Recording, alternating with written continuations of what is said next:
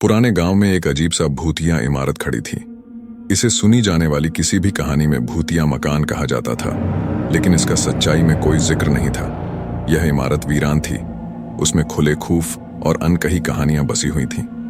एक रात गांव का एक बहादुर युवक अर्जुन और उसके दोस्त नीला और विनीत ने तय किया कि वे भूतिया इमारत में जाकर देखेंगे कि क्या सचमुच वहां दरिया है। चांदनी की रात में तीनों ने अपनी मुट्ठियों में बुझी हुई लाल लाइट्स और फ्लैश लाइट्स को तैयार किया और भूतिया इमारत की ओर बढ़ा। इमारत के सामने पहुंचते ही वे महसूस करने लगे कि हवा ठंडी और भयानक है और जंगल की रात्रि शांत थी। बस उन तीनों के कदमों की आवाजें सुनाई देती थीं। इमारत में पहुंचते ही उन्होंने अपनी लाइट्स को जलाकर आगे बढ़ा और सुनी गई एक अजीब सी हवा को चुभने लगे। अर्जुन ने कहा, कुछ अजीब है यहाँ दोस्तों, लेकिन हम यहाँ तक पहुंच गए हैं तो एक बार इसे खोजते हैं। वे इमारत के अंदर घुसते ही वहां एक अजीब सी ठंडक और बूंदें महसूस करने लगे।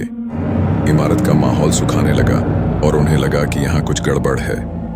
अचानक उन्होंने एक छोटे से कमरे में रखे एक पुराने खुले किताब को देखा।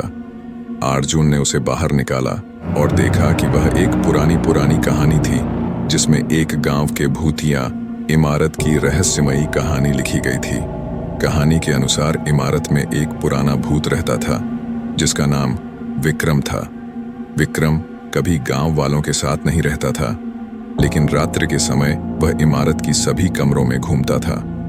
अर्जुन ने दोस्तों को कहा, यह सब कुछ हमारी सोच से अधिक आजीवन रुका हुआ है और हमें यहाँ से निकलना चाहिए। तभी एक अजीब सी आवाज हुई, क्यों आए हो यहाँ अर्जुन? वे पलटे और देखते हैं एक रौंगत में वहां विक्रम खड़ा है, उन्हें देखकर हंसते हुए। अर्जुन ने देखा कि इमारत की सभी खिड़कियां खुद खुल रही थीं और बूंदें नीचे गिर रही थीं। विक्रम ने कहा, तुम्हारा वक्त खत्म हो गया है अर्जुन।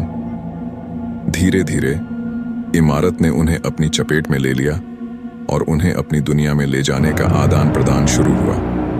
इमारत ने उन्हें एक दुनियाई रहस्यमयी सफर पर ले जाने का निमंत्रण दिया, जहां अनगिनत कहानियां और भूतिया रहस्य उन्हें स्वागत कर रहे थे। और उसके बाद वे भूतिया इमारत के द्वारा लिए गए उन रहस्यमयी सफर पर निकले, जहां वे कभी भूला नहीं सकेंगे।